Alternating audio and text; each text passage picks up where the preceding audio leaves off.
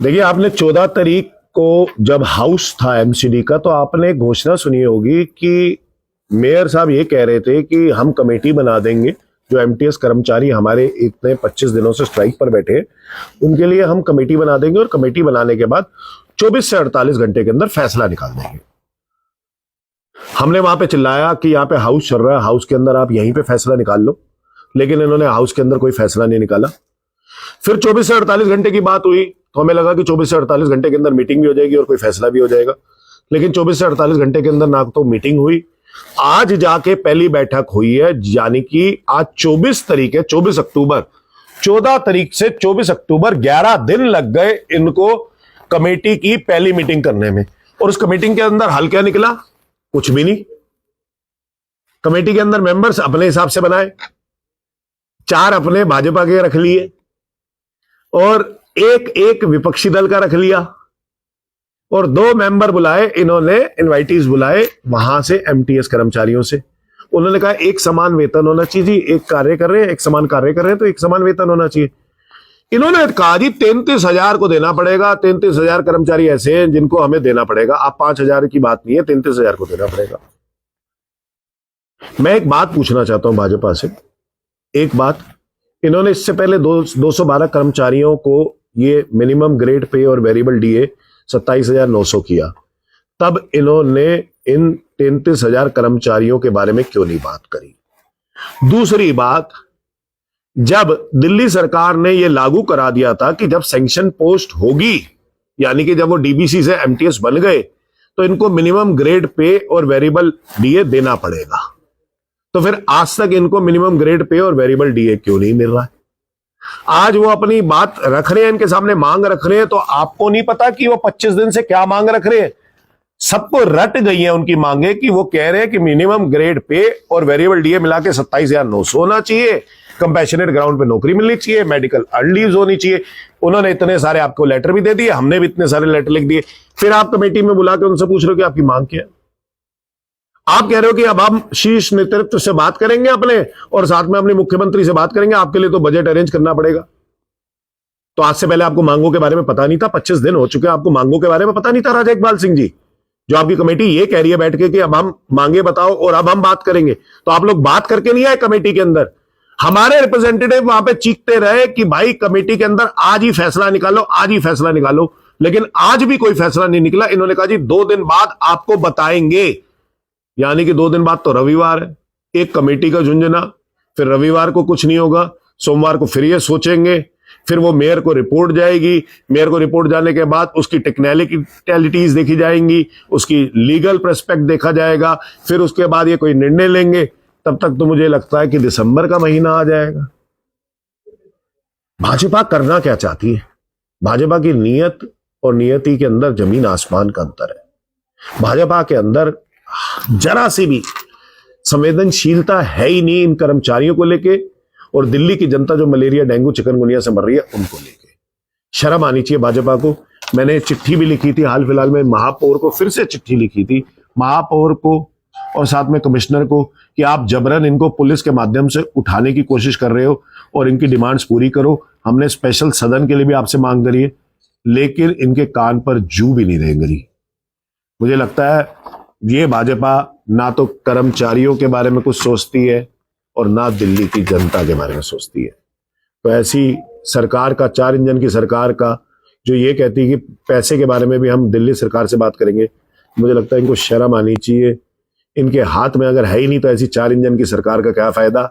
आम आदमी पार्टी की सरकार में डीबीसी से एमटीएस बन गए, सैंक्शन पोस्ट भी हो गई, लेकिन आज भी अपने अधिकारों के लिए वो कर्मचारी जिसने अपना दशहरा, करवा चौथ, हुई अष्टमी, अपना दिवाली, भैया दूज और आने वाला छठ पर्व जो सारा सड़कों पर बिता दिया, और वो जो इतने इतने से बच्चे आकर बैठे साथ में, जरा सी भी इनके अंदर हल्की सी भी इंसानियत नहीं बची भाजपा के पास ये कोई हल निकाले। तो कमेटी एक झुंझुना है और एक फिर से झुंझुना पकड़ा दिया इन्होंने। तो शर्म करे भाजपा, इस झुंझुने के माध्यम से भी कोई हल नहीं निकाल पाती। धन्यवाद जी। ये भी सूचना मिल रही है कि सारा मामला जो है वो बजट पे ही अटका हुआ है और आपने अगर सुना होगा कि मुख्यमंत्री जी से जब सवाल पूछा गया कि निगम के बाहर एमटीएस कर्मचारी बैठे हैं, तो उन्होंने कहा कि ये जो मसला है वो निगम देख रहा है। लेकिन इधर बात है कि निगम क्या करे, उसके पास पैसे ही नहीं है। तो इन दोनों ही बातों पर आपकी क्या प्रतिक्रिया है? मैंने वो अच्छे से वीडियो देखा जब पत्रकार ने ये कहा कि जी डीवीसी एमटीएस कर्मचारी तो स्ट्राइक पर बैठा है, तो फिर छठघाट पर फॉगिंग कौन कर रहा है? तो उन्होंने कहा जी हम सब कुछ करवा रहे हैं। उन्होंने कहा जी फिर भी आपका इन कर्मचारियों के बारे में क्या कहना है? तो उन्होंने कहा जी वो तो नगर निगम देख रहा है। नगर निगम के पास आप आते हो, राजा इकबाल सिंह के पास आते हो, इनके किसी नेता के पास आते हो, तो वो कहते हैं जी दिल्ली सरकार देख रही है। तो आखिरकार देख कौन रहा है? नगर निगम देख रहा है, दिल्ली सरकार देख रहा है? इन दोनों में से कोई भी नहीं देख रहा। असली बात यह है श्रवणी जी कि इनमें से कोई भी नहीं देख रहा।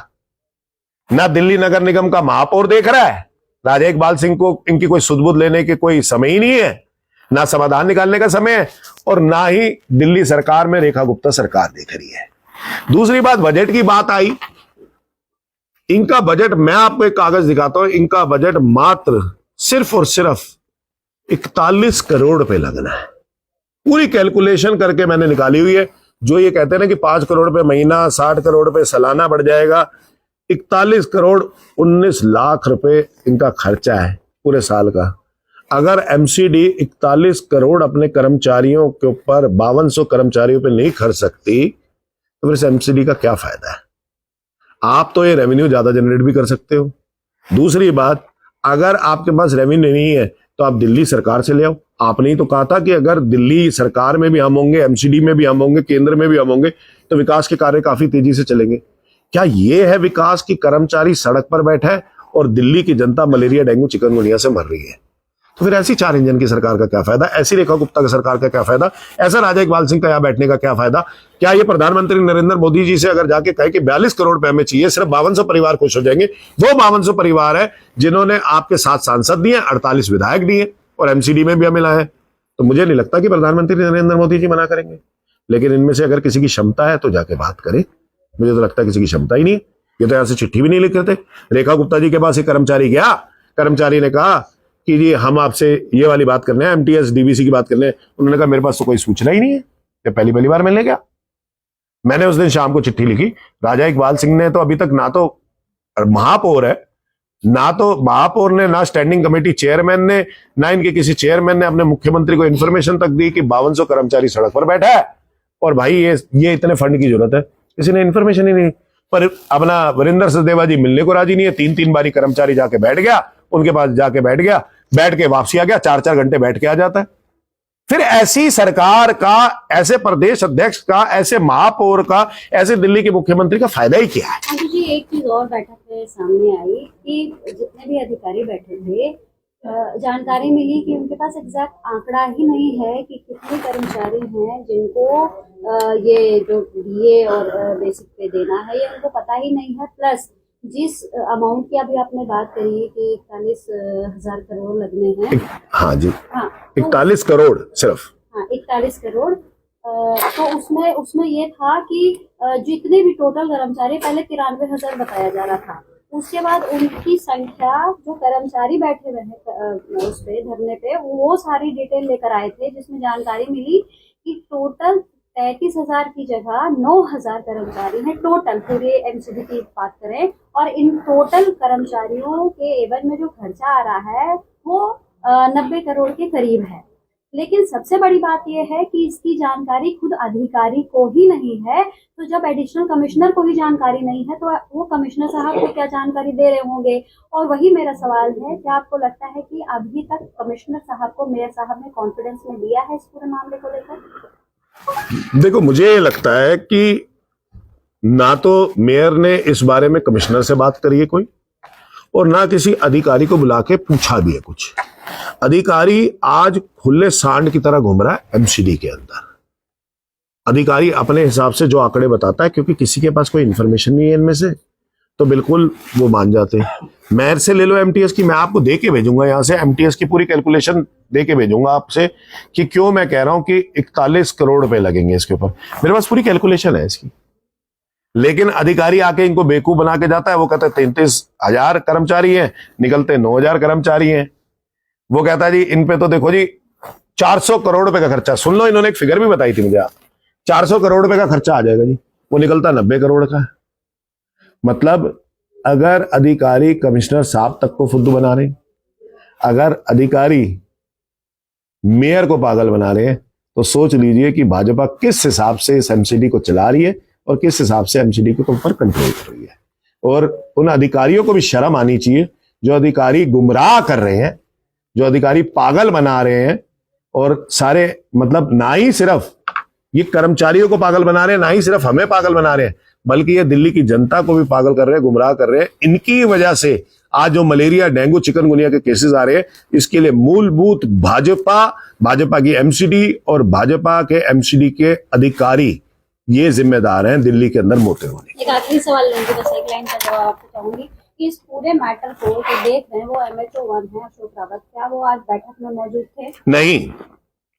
नहीं, मैं साफ साफ आपको बताना चाहूं, सिर्फ डॉक्टर लल्लन वहां पे मौजूद थे, जबकि MHO रावत जी का मैंने पता किया कि MHO रावत किधर है, तो उन्होंने कहा वो छुट्टी पर है। सुन लीजिएगा ध्यान से।